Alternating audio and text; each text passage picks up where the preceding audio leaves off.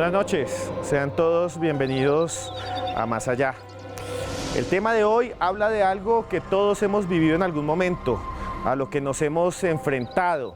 Ustedes y yo hemos sido víctimas en algún momento de la maldad. En el mundo hay violación, hay robos, hay desastres naturales que cobran cantidades de vidas. Durante milenios, los seres humanos hemos querido explicar el porqué de estas horribles perversidades o estos terribles sucesos. Y los místicos, los filósofos han llegado a la conclusión que tal vez ese mal puede ser inteligente, que tal vez ese mal es un ser consciente, un ser espiritual. Hoy tenemos un especial aquí en vivo en Más Allá para explorar los rostros del demonio.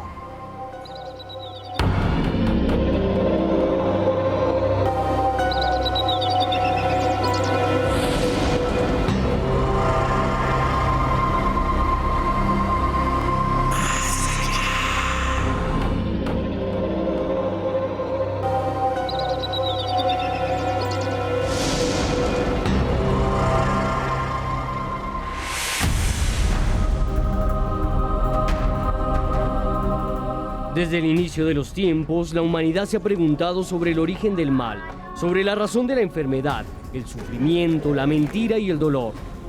Por milenios, filósofos, místicos y chamanes llegaron a la conclusión de que estas manifestaciones eran el producto de fuerzas sobrenaturales, invisibles, inteligentes, despiadadas y poderosas. Criaturas espirituales portadoras de epidemias y violencia invaden la realidad para provocar daño y destrucción. Entidades que aparecen en toda cultura, en todo credo y religión, como si su huella hubiera sido palpable en todo tiempo y sociedad, y a los que llamamos demonios.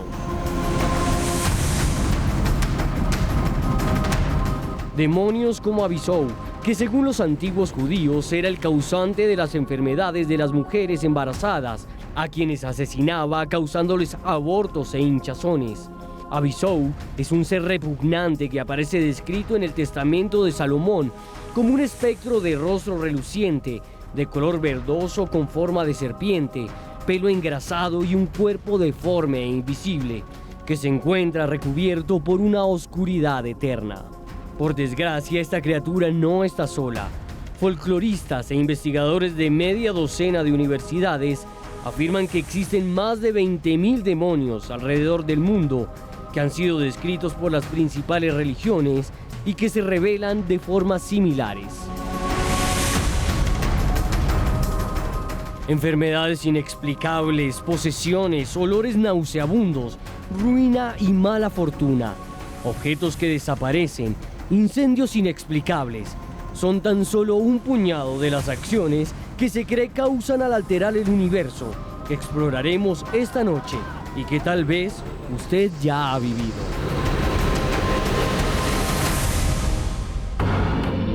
¿Existe realmente una especie de entidad inteligente detrás de la maldad?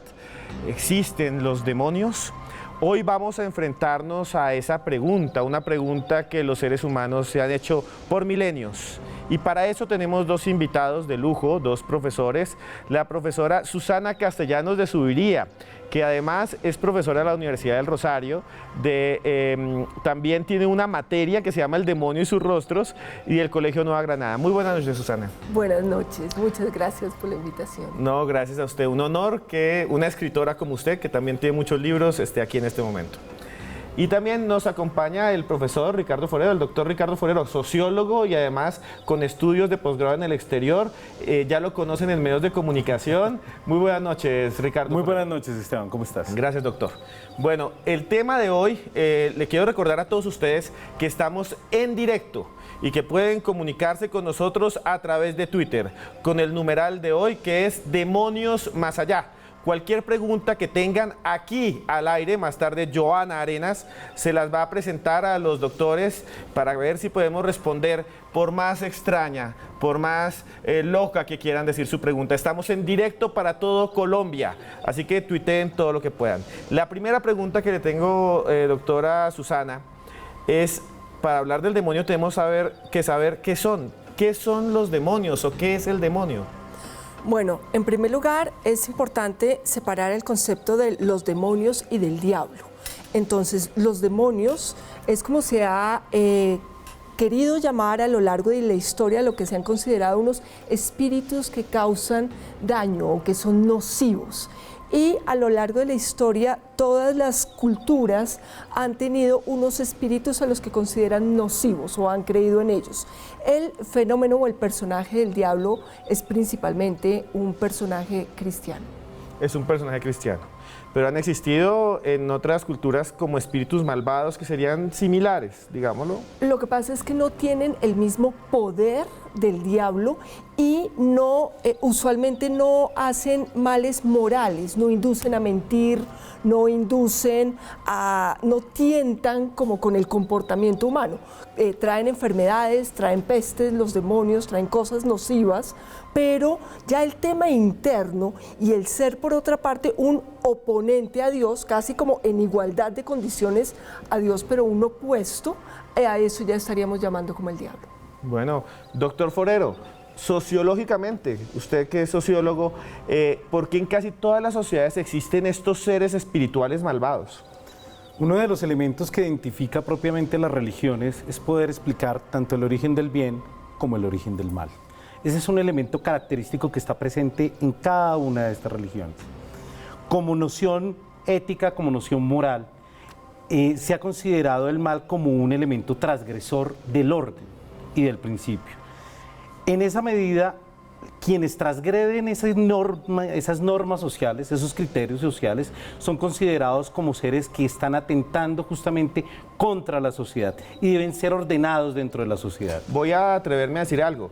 La historia bíblica, la historia cristiana del demonio, de Satán, es alguien que altera la creación de Dios, es un rebelde. Es un rebelde. Y por eso termina siendo el demonio. Efectivamente. Entonces eso nos explica claramente porque dentro de las religiones se debe explicar esa alteración del orden natural, del orden físico, del orden espiritual.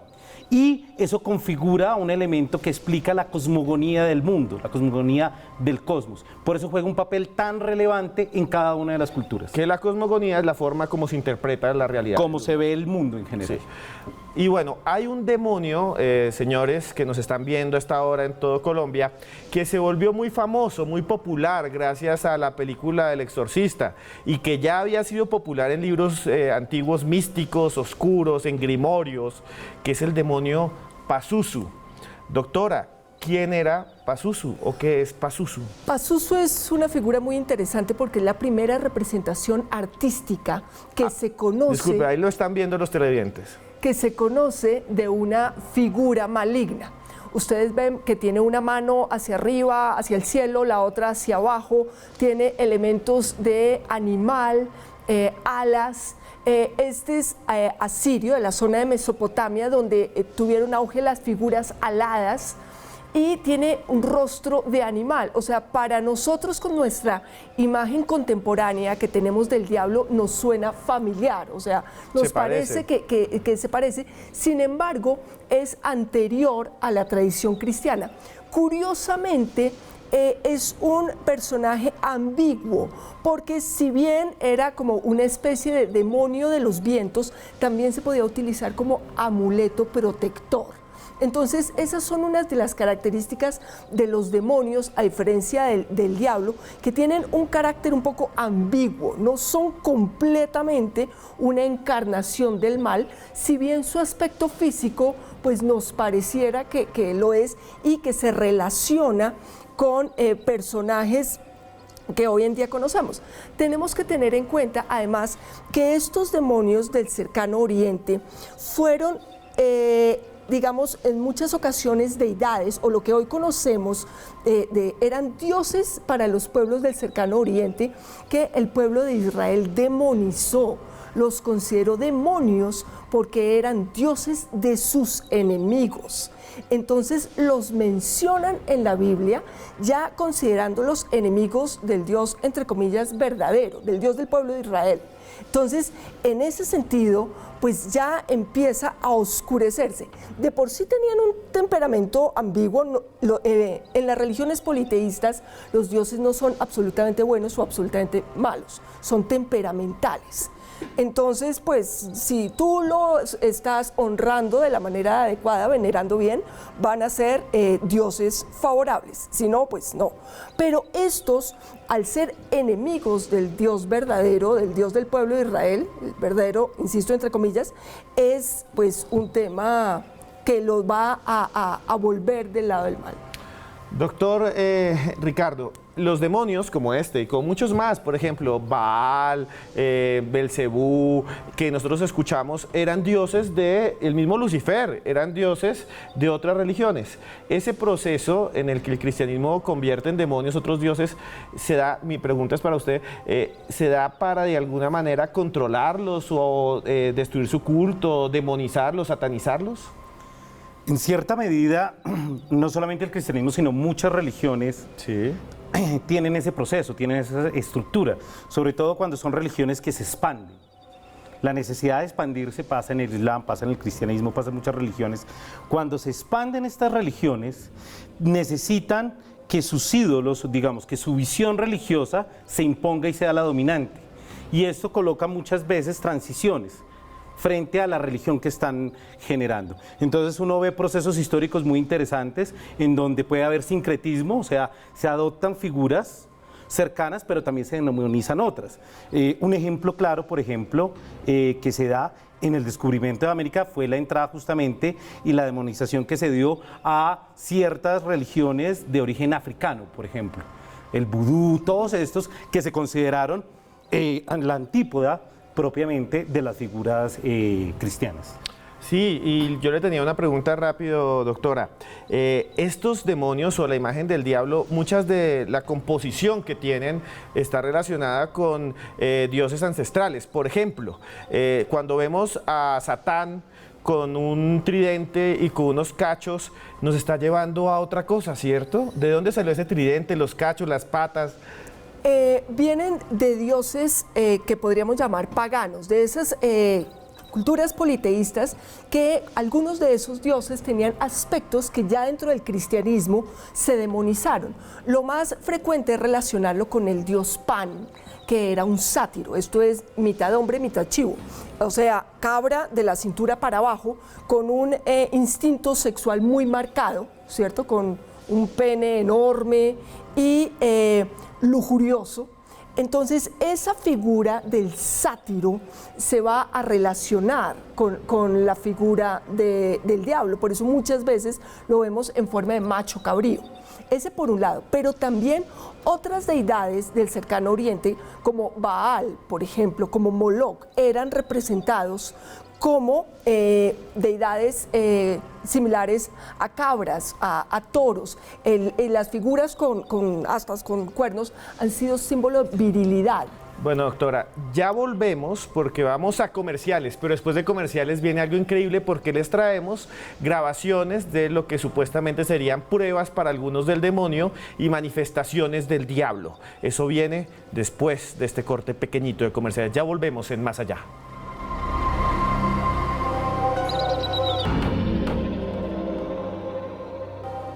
Continuamos en Más Allá y hoy estamos explorando los rostros del demonio, que así se llama también la cátedra de la doctora Susana que nos acompaña hoy. Hoy también les pido que nos escriban con el numeral de hoy, que es Demonios Más Allá. Les vamos a responder todas sus preguntas en muy poco tiempo. Pero antes de continuar con el debate, hay una manifestación que ha existido desde tiempos bíblicos, una manifestación que habla de que el demonio puede darnos su voz, puede hablar con nosotros. Vean esta pequeña nota sobre las voces del demonio.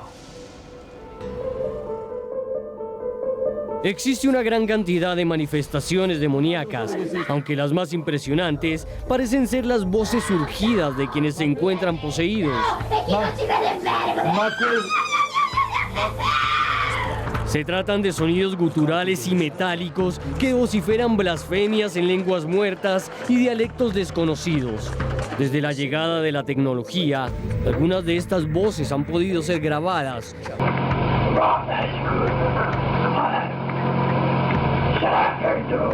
como las producidas por la pequeña Janet Hodgson en 1977. Janet, are you all right? Stop calling me Janet.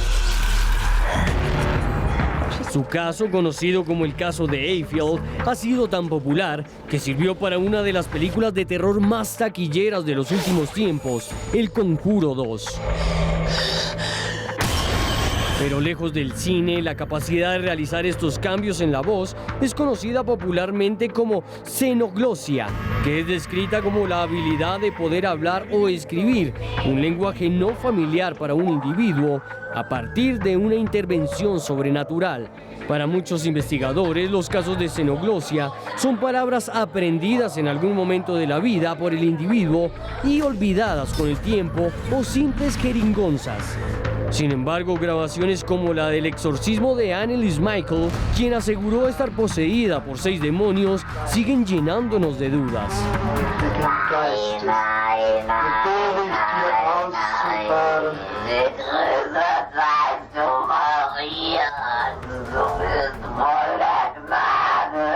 ¿Son realmente estas voces las voces de demonios? ¿Nos enfrentamos a una persona enferma o a la esencia del mal? Ese mal que nos rodea y que puede estar en este momento al lado suyo. Manifestaciones que supuestamente vienen del más allá, vienen de entidades demoníacas. ¿Cree usted que pueden suceder, que son verdad? Díganos rápidamente con el numeral de hoy qué es demonios más allá. Doctora, dentro de muchas de las experiencias cercanas a los demonios o con los demonios, siempre se describe esto, como que entran en el cuerpo de alguien y dan estas voces que parecen venir de otro lugar, que hablan en idiomas que supuestamente son lenguas muertas y que además de eso dicen blasfemias. ¿Históricamente es una prueba de que los demonios existen para los creyentes? Lo que pasa es que en diferentes tradiciones existe pues el tema de trance y posesión. No necesariamente son considerados malignos, como es el caso de las tradiciones afro, ¿cierto? Puede haber una invocación a espíritus, se puede hablar que hay una posesión por parte del muerto o de los orishas, por ejemplo. Entonces, no tiene necesariamente el estigma de maldad que se le puede dar en Occidente. Entonces, eso por una parte. Entonces, tener en cuenta que de alguna manera esos estados alterados que pues nosotros vivimos, sobre todo su lado oscuro, sobre todo fomentado por las películas de Hollywood y todo esto. Pero existen otras formas de contacto con lo sobrenatural que no tienen que ser oscuras, porque si leemos la vida de los santos, por ejemplo, en muchas ocasiones tienen experiencias que tampoco tienen mucha explicación para nosotros, pero que no son consideradas negativas. Entonces, tenemos que tener en cuenta que cuando aceptamos milagros o apariciones o que alguien habla y dices la voz de un santo o algo así, pues también estamos entrando en lo sobrenatural. Sí. Con mucho respeto a los televidentes, a los creyentes, también en las intervenciones marianas, la Virgen María habla por unas médiums y se escucha la voz de una mujer, pero aquí se escucha la voz de un demonio o de un monstruo o algo así. Entonces, a lo largo de la historia se ha creído en ese tema de la expulsión de demonios, incluso antes del cristianismo. ¿Qué es lo que pasa? Que muchas veces se asoció con enfermedades y hasta hoy en día, pues la línea en que separa el problema psiquiátrico de un problema de posesión real de un espíritu es una zona muy gris. Es muy delgada, es una línea muy delgada. Igual ustedes tendrán su propia conclusión. Aquí les mostramos las pruebas, vieron el video, escucharon las voces, tenemos cada quien aquí una posición. Esperemos que no estemos poseídos, ojalá Esteban, que no. por Dios. Los camarógrafos tal vez hay por ahí uno. Pero yo le quería decir al doctor Forero, antes de que veamos un caso aquí en Bogotá, ¿qué piensa usted de estas manifestaciones? Bueno, yo concuerdo, digamos, gratamente con mi colega. Yo creo que ahí hay, digamos, toda una serie de elementos que deben ser considerados. Dentro de los procesos y las tradiciones, obviamente, la explicación de aquello que no se entendía o sobrenatural, pues eran tildadas en relación a una serie de posesiones, o sea, malignas o benignas. Actualmente a mí me gusta resaltar la línea vaticana, por ejemplo. Ellos hacen toda una serie de pruebas psiquiátricas, mentales, o sea, para que llegue un caso de exorcismo justamente al Vaticano, tiene que pasar por todo un proceso racional que descarta toda una serie de fenómenos para que sea pues considerado como un proceso. Y eso es un elemento importante a considerar. Gracias, doctor Forero. Y vea, les voy a presentar a ustedes dos y a ustedes que nos ven allá, les voy a presentar esto, que es una investigación de Joana Arenas, de un caso aquí en Bogotá, de una familia que durante mucho tiempo, dice, estuvo atormentada por un demonio. Los entrevistamos, nos contaron lo siguiente y quiero que ustedes nos digan qué piensan de este testimonio. Ya mismo con el numeral de hoy, que es Demonios Más Allá.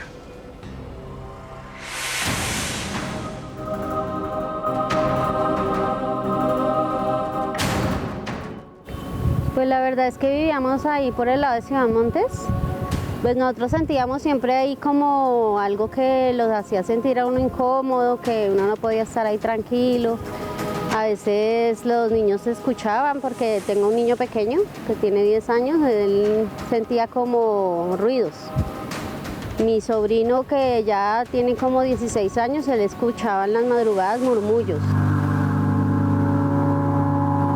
Mi primo estaba recostado y él dijo que él se había levantado porque escuchó unos ruidos muy raros en la casa y ese día estaba solo. Entonces que él llegó y se quedó quieto y llegó y dijo, se paró y miró así y que él no fue capaz de salir porque cuando él ya estaba dispuesto a salir, que él empezó a escuchar a alguien que le hablaba al espejo o él no está muy seguro si era que le hablaban al espejo o que estaba dentro del espejo, hablando hacia acá. Y estábamos con mi hija y tenemos un perro pequeñito, entonces él a cualquier momento salía chillando. Entonces yo pensaba que era que alguien le estaba pegando. Y el perrito pues fue el que más sufrió porque siempre uno estaba por ahí en la sala y nosotros tenemos un sobrino y mi hermano menor. Entonces siempre pensábamos que ellos eran los que cogían al perrito y le pegaban y cosas así. Y cuando iba a mirar uno, el perrito salía llorando y no había nadie. Mi cuñada de un momento a otro empezó así toda agresiva a pelear con mi hermano, a darle puños y a hablar como con una voz fuerte como si fuera de hombre. Entonces mi hermano se asustó mucho y le dijo que qué le estaba pasando. Entonces yo le dije a él que eso era que a ella se le había metido el espíritu que estaba ahí en esa casa. Mi tía pues tiene un niño pequeño. Entonces él dice que él veía un niño, que él venía y jugaba con un niño, pero él no jugaba con nadie porque pues uno lo estaba viendo y decía no. Una vez que lo encontraron en un cuarto y mi tía, el niño se estaba asfixiando, mi tía logró como soltarlo de eso y le preguntaron al niño que por qué había hecho eso y dijo que porque el amigo le había dicho que tenía que hacerlo. Pues a mí me pasó que una noche yo estaba ya como a las 2 de la mañana, estaba medio dormida, medio despierta, tenía unos inconvenientes familiares, entonces yo solamente dije en mi mente, Dios mío, ayúdame. Y cuando yo dije esa palabra, entonces yo sentí un frío que entró helado, porque yo tenía los ojos cerrados, entonces yo abrí los ojos y yo lo que pensé, ay, se abrió la puerta. Entonces yo llegué y volteé a mirar así y la puerta estaba cerrada, entonces yo dije, ¿qué pasó ahí? Entonces cuando yo volteé a mirar así, lo primero que vi fue una cara así pues yo digo que es un demonio porque no puedo describirlo de otra manera. Tenía los ojos re negros, oscuros y me habló. Me dijo ¿qué? Y eso me abrió la boca así grande. Y cuando yo llegué a abrir bien los ojos así, entonces él se me arrimó bien a la cara y estuvo dando vueltas por ahí en la habitación. Yo estaba que me desmayaba. Yo sentía mucho miedo. Pues ese día yo estaba durmiendo al lado de ella y fue cuando yo empecé a tener pesadillas. Yo lo vi de una manera diferente porque yo lo vi, era como un payaso y tenía la cara con el maquillaje muy deteriorado. Pues para mí eso era un demonio. Pues yo pienso que es un demonio porque cuando es una entidad buena pues no siente uno tanto ese miedo, ¿no? Sí, existen los demonios. Para mí los existen. Aquí en Más Allá nosotros no juzgamos a nadie, gracias a ellas por su testimonio. Podemos estar en acuerdo o en desacuerdo, pero respetamos toda opinión, tanto el que no cree como el que cree, porque para eso es este programa, para que usted al final forme su opinión. ¿Qué piensa, doctora, de ese testimonio que tenemos aquí y que ponemos sobre la mesa a los televidentes? Cualquiera que sea su... Siempre, tanto los demonios o el diablo, son representaciones del miedo que sentimos, ¿sí? En ocasiones o a lo largo de la historia se han hecho representaciones plásticas en el arte, en el cine, en la televisión. Entonces podemos ver que tienen ciertas características. La imagen, por ejemplo, que nos decían del payaso con la cara desteñida, pues es como una imagen que hemos visto todos en alguna película de miedo, o la máscara del grito que se ha hecho popular, ya se puede asociar.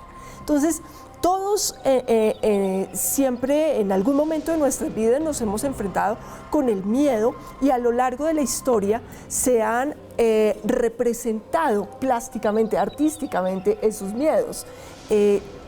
Eso me parece interesante cómo, pues, digamos, ciertas culturas, ciertas sociedades ya asocian ciertos rostros, así como sabemos que los cachos, la cara de animal, la cola, las alas, nos dan como un diablo, pero ese ya, pues, como que es demasiado trillado. Hoy en día hay otros que son como un poco más inquietantes. Bueno, doctora, vamos a ir a comerciales. Y después con el doctor Forero vamos a analizar algo muy interesante, porque después de comerciales vamos a hablar de la posesión demoníaca y cuáles son sus diferencias con otras posesiones y históricamente dónde viene. No se vaya, porque esto se va a poner buenísimo. Ya regresamos.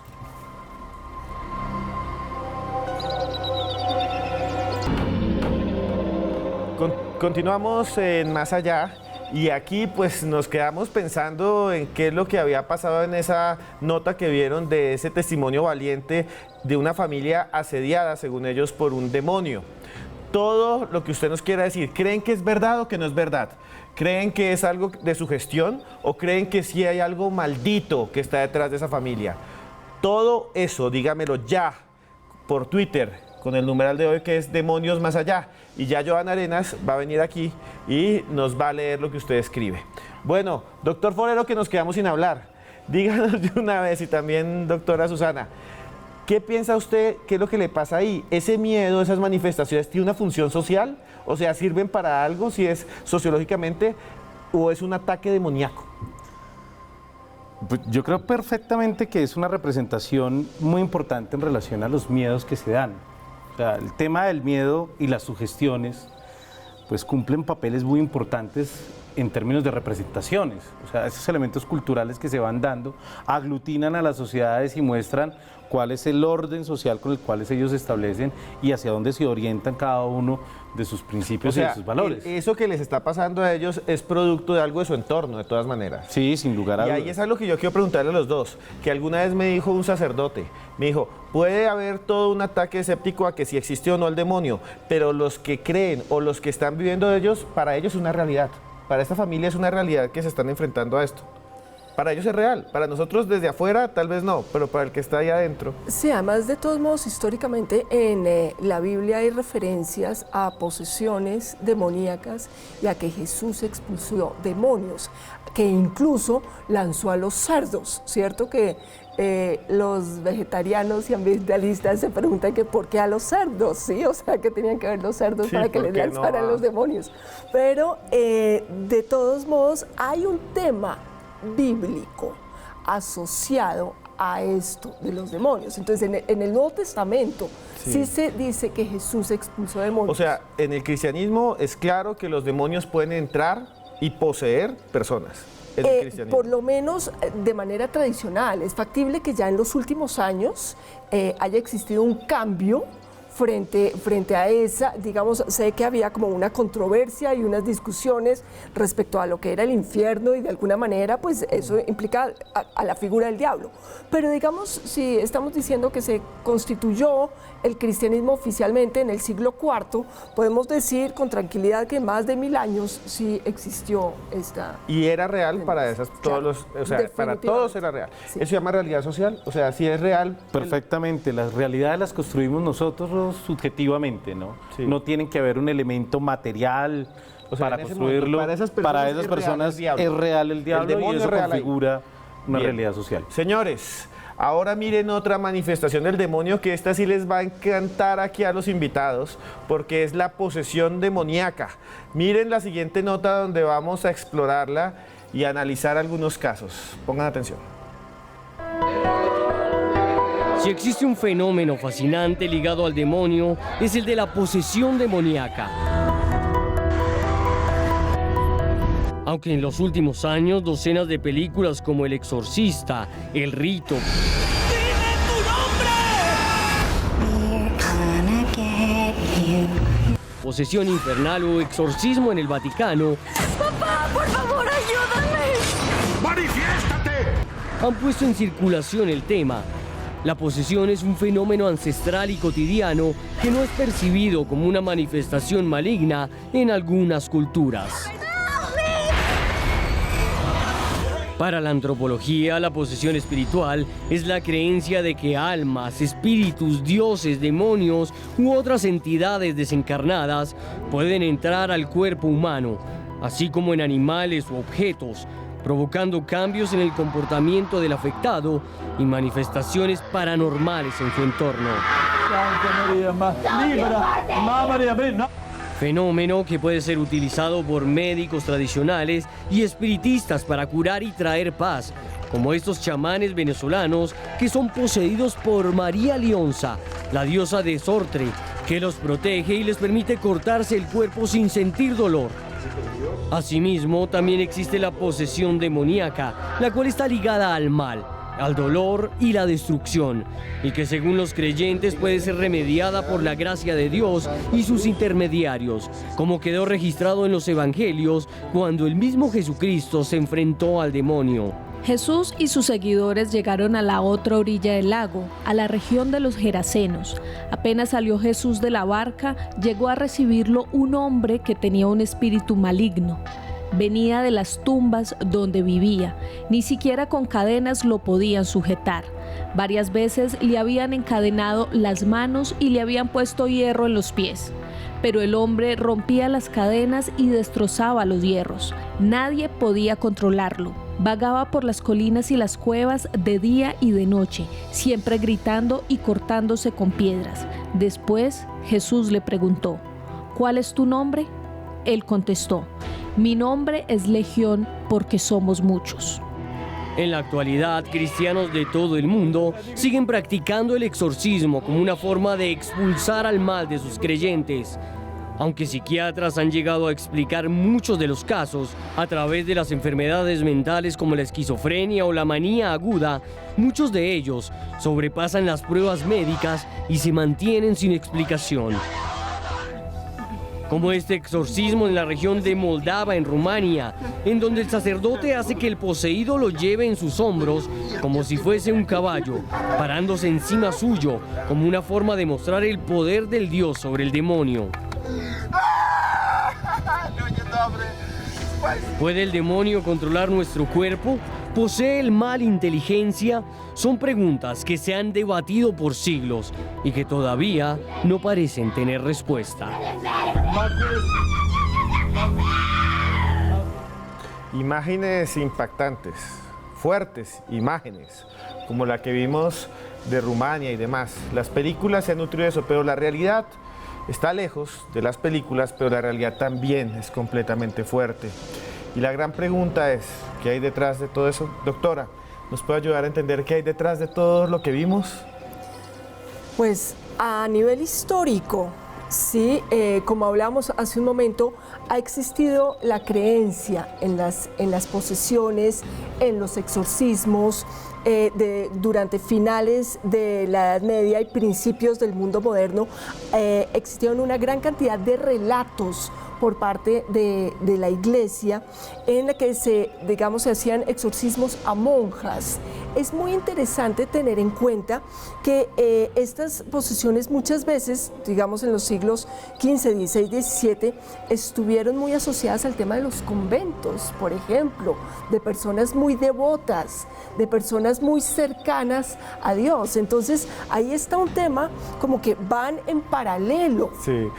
Antes de esos casos, doctora, quiero que es que me están escribiendo un montón de gente con el numeral de hoy que es Demonios Más Allá, están preguntando qué es una posesión demoníaca. Si lo puede decir rápidamente, ¿qué es una posesión demoníaca? Es cuando se considera que un espíritu toma posesión del cuerpo, de un cuerpo humano. Como decíamos antes, en algunas tradiciones se considera esto como parte de un ritual, comúnmente en las tradiciones afro, por dar un ejemplo cercano, o el ejemplo que mostraron acá de María Lionza, forma parte común de un ritual y no es considerado maligno, ¿sí? En la tradición cristiana se considera maligno necesariamente, pero hay que tener en cuenta, por ejemplo, que las médiums, en los médiums espiritistas o en el caso del juego de la Ouija, por decir algo, también hay un tema de posesión, así sea menos el tiempo, lo que sea, pero hay una relación de un espíritu con un cuerpo, con un objeto material. Interesantísimo eso, o sea, en el juego de la Ouija, que además es un juego patentado, que era un juego de mesa, las personas que lo juegan entran en algunos momentos en trance y posesión. Pueden entrar, pues, o la idea que busca el juego es esa. Doctor Forero, ¿vio usted las imágenes? Hay un sacerdote ortodoxo que hace que el poseso que va gritando, es que es impresionante, vaya llevándolo como si fuera un caballo. Es una representación del poder de Dios. Como sociólogo, ¿usted qué explica en este tipo de casos que vimos ahí? Hay varios elementos que son significativos de analizar siempre, digamos, en estas posesiones demoníacas. Lo primero es que el espíritu es una realidad objetiva, siempre es una realidad externa a la conciencia, dentro del discurso. Siempre hay algo que está más allá, digamos, de la interpretación racional. Segundo elemento que siempre es muy interesante es la construcción del cuerpo. El cuerpo como un templo sagrado y un elemento valorativo importante, positivo del cuerpo. El cuerpo también como una habitación del alma, una noción, digamos, importante. Y es la entrada, digamos, de ese elemento negativo a un espacio positivo. Ya, es como una irrupción. Es una irrupción que altera el orden. Ese sería el que demonio, tenemos de la nación. Claro, que es el demonio de la pureza. Que entra. Bueno, señores, nos vamos a comerciales y ahora sí escriban, como dicen en otros canales, revienten el Twitter, porque ya volvemos con el numeral Demonios Más Allá a que Joana Arenas, desde el estudio 21 está ella, nos cuente qué es lo que ustedes escriben. Ya regresamos después de estas comerciales. Continuamos en Más Allá y es hora de que ustedes se expresen porque este programa es una gran familia y la única forma que tenemos para comunicarnos por ahora es Twitter. Espero que un momento más adelante se desarrollen cosas mejores, pero Twitter es bueno. Dani Méndez nos dice, miren estas preguntas, ¿los políticos cuentan como demonios? Solo las voy a decir. Elisa dice, en vez de posesiones demoníacas deberían haber posesiones angelicales. Ya vamos a ver estas preguntas. Un saludo a Nos Fregamos, Isabela Torrenegra. Pero Joana, que es la encargada de todo esto, está en nuestro estudio satélite. Muy buenas noches, Joana, ¿cómo está? Buenas noches, Esteban, y a todos los que en este momento nos escriben con Demonios Más Allá. Hay varias preguntas que queremos que nuestros invitados resuelvan. Por ejemplo, por acá está Alex diciendo que de dónde nace la imagen que se tiene en la iconografía de ver al demonio o al diablo con cuernos y cola. Doctora Susana. Bueno, como habíamos dicho, viene de esa fusión con las deidades paganas y el diablo, la imagen del diablo tiene muchos elementos paganos, las pezuñas, los cuernos de pan y todo esto. Pero recientemente para el siglo XX se constituyó una imagen por Eliphas Levi, que es como la imagen más conocida, que es un macho cabrío sentado con una estrella además, y él popularizó. Hay dos personajes en la demonología moderna, que son Anton Levine y Eliphas Levi, y ellos consolidaron lo que hoy en día conocemos como esa cara de macho cabrío, cuernos, pero digamos, ellos lo hicieron basándose en toda una tradición milenaria de estos elementos. También está por aquí Vladimir Palomá Esteban, que es un televidente muy fiel y nos pregunta sobre los jinetes del Apocalipsis, si son demonios o qué lugar se les puede dar. Doctora, nuevamente. Los jinetes del Apocalipsis no son demonios, si bien fueron visiones de Juan que aparecen en el libro de Revelación o Apocalipsis, sí traen el mal. Ahora, es interesante que, teniendo en cuenta que no son demonios, la imagen de caballo está asociada en la mitología persa con ciertos seres que sí podían ser demonios de las pestes, como Tishra, por ejemplo, y Apaosha, pero también podían ser seres positivos, es decir, se le daba a las deidades representación de animales alados muchas veces, que podían ser buenos o malos. Los caballos ya estaban en el imaginario de las personas en el cercano oriente como estos seres, y en el libro de Revelación o Apocalipsis se utilizó esta imagen que ya era conocida. También está Vidal Arturo, que nos sigue fielmente y nos pregunta si los demonios siempre son feos o simplemente es la caracterización que le da la religión. Doctora, también, toda esa la doctora, qué pena. No importa. No siempre son feos. Existen unos demonios particularmente interesantes que son los incubos y los súcubos. Los incubos y los súcubos son demonios sexuales. Los incubos son demonios sexuales masculinos que se dedican a perseguir a las mujeres virtuosas, monjas, vírgenes, todo esto. Y los súcubos son demonios sexuales femeninos que a veces vemos también en las películas, mujeres voluptuosas, súper sexuales, ojos verdes, pelo rojo por lo general, asociadas a lo que hoy conocemos como la imagen de la vampiresa, que son casi, se puede decir que se creía que no tenían alma, pues porque eran demonios, o sea, no tienen sentimientos humanos, pero supremamente atractivos para seducir. También está por aquí David Incapié, que nos pregunta, ¿en realidad existen los demonios o es algo artificial para describir lo peor de la humanidad y que no se quiere reconocer? Doctor Forero, ¿qué piensa usted?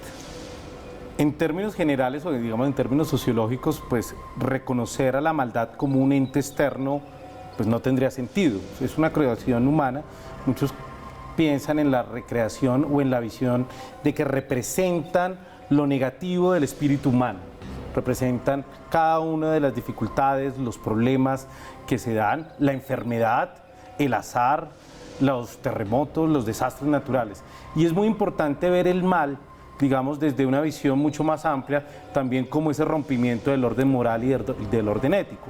No hay que pensar solamente en el mal como una representación propia de espíritus o de elementos externos, sino en las religiones y primordialmente los cuerpos de las religiones monoteístas, pues gran parte de esa visión del mal es aquello que nos aleja de lo espiritual, de lo bueno, de lo bondadoso que se tiene. Entonces es muy importante ver cómo esa construcción del mal está también entretejida en una tradición mucho más amplia que hace que se tenga un diálogo constante entre lo bueno y lo malo.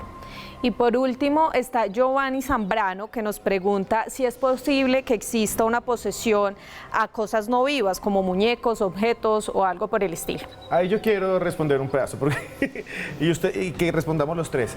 Yo recuerdo que en algunas tradiciones se piensa que algunos objetos pueden ser contenedores de espíritus y sería un objeto poseído. No sé qué piensa.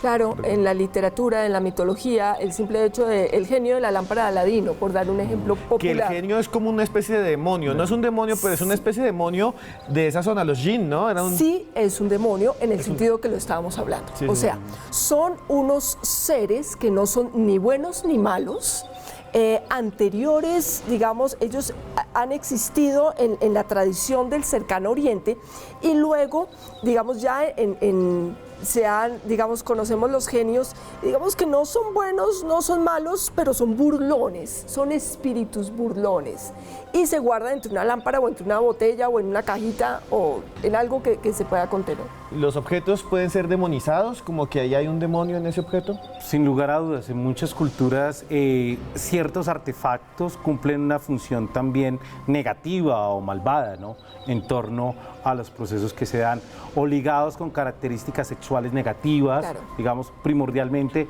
cumplen ese tipo de funciones. Bueno, señores, les voy a informar que como estamos en directo, gracias a ustedes, los tuiteros, y a los que nos ven, somos tendencia ya en Colombia, en todo Colombia, entonces muchas gracias porque somos Trending Topic. Y bueno, un saludo rápido a Andrés Arias B, Mr. Gamín Grey, qué buen término, qué buen nombre. Adriano Campo, que dice cuántos demonios hay en una legión, ya lo respondemos, porque les tenemos una última nota que preparó Joana Arenas, que fue hasta donde un sacerdote que trabaja haciendo exorcismos en Bogotá, para que vea que en Bogotá hay estos temas y hay exorcistas.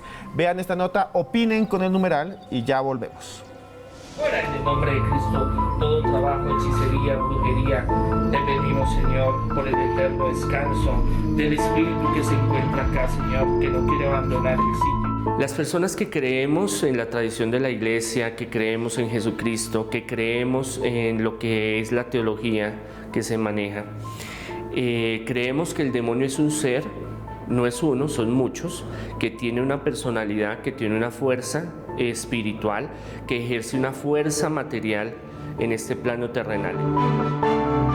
Debemos de entender que el demonio es inteligente, es un ser inteligente, que no se la pasa metiéndose en todo el mundo, ni tenemos que pensar de que él anda detrás de todo el mundo. Él entra si nosotros le abrimos la puerta. La posesión es cuando entra una entidad. Posesión viene de posesare, de entrar, de tomar algo que no es de él. Hay diferentes niveles de posesión, hay diferentes espíritus que pueden tomar una materia. Yo he tenido casos donde han cogido a un niño de 8 años, por ejemplo, 3, 4, 5 hombres y no lo pueden doblegar, no lo pueden reducir porque la fuerza es descomunal. Seglorosia, que quiere decir que habla cosas, lenguajes, lenguas diferentes, conoce conocimientos que no debería de conocer, puede levitar, hay varios casos que yo he tenido de levitación, o sea que puede manejar lo que es el tiempo-espacio, lo que es la gravedad, pero esos son casos ya más complicados, son 1 en 1.000.000, digámoslo así. Los más frecuentes son posesiones leves, pero que van haciendo que la persona tenga depresión, que tenga deseos de suicidio, que todo a su alrededor empiece a dañarse.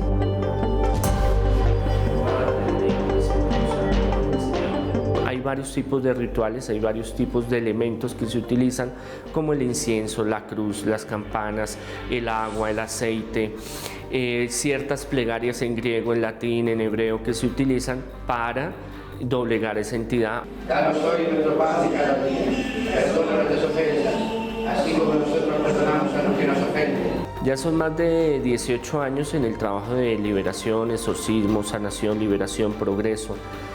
Y hay muchos casos en lo largo de la vida que lo marcan a uno, sobre todo el de los niños, porque es muy fuerte y, digamos, destruye mucho a una familia. Cosas paranormales que pasan en las casas que uno ha ido a exorcizar, a liberar, donde se estallan vidrios, donde sillas se mueven, donde se prenden, se apagan objetos. En esto uno ve cosas aterradoras, uno ve cosas siniestras, macabras, que si uno no está en ese medio no las creería. Bueno, esto pasa aquí en Bogotá, es una congregación de católicos independientes, es el padre Andrés Tirado. Usted decide qué creer o qué no. Un abrazo a él y un saludo grande. Siguen escribiendo, es que ya no vamos a alcanzar. Entonces rápidamente quiero leer que Laura Oz dice: ¿creen que los demonios controlan el mundo detrás de los gobiernos mundiales con políticos en figura de reptilianos? Gracias por tuitear. La respuesta la tendrán ustedes. Aquí yo quiero es que me den los invitados cuál es su conclusión de este programa que siempre se nos hace corto. Y quiero que me digan ya si quieren que hagamos otro programa de esto, con los pecados capitales, que lo propone la doctora Susana, o con demonología y las clases de demonios. Digan, ¿qué quieren? ¿Demonología o pecados capitales, ya mismo con el numeral demonios más allá, y les hacemos caso porque ustedes son los que mandan. Su conclusión, doctor Forero. Mi conclusión central es ver el mal como un elemento que rompe los valores y las normas sociales. Hay que verlo no solamente como un criterio que está externo a la conducta humana. El mal es un criterio que está dentro de la conducta humana y que es un elemento que en términos generales afecta tanto nuestro cuerpo, nuestras creencias, como el bienestar social. Como la gente que dice que se tomó 2 aguardientes o una caja de moscato y se le salió el demonio. Eso sería algo humano, ¿no? Que se salió. Doctora, su conclusión. Siguiendo esta idea que me parece muy interesante, el diablo como representación artística es una representación de los miedos humanos y del aspecto oscuro, de aquella parte que no queremos reconocer de nosotros mismos. Y en muchas ocasiones la tradición cristiana lo ha considerado un ente externo, aunque hoy en día y digamos en otras interpretaciones se considera que el mal está adentro de nosotros mismos, y lo que hacen las imágenes es como recordarnos ese aspecto oscuro de nosotros mismos. Bueno, gracias por estar aquí con nosotros, Isabela Torrenegra, Javier Arturo, Peter Xavier, Alejo, Nena, RPC. Gracias. Y volvemos en 8 días con un especial de ovnis en Colombia. Y recuerden que por más lejos que andemos, siempre habrá un más allá.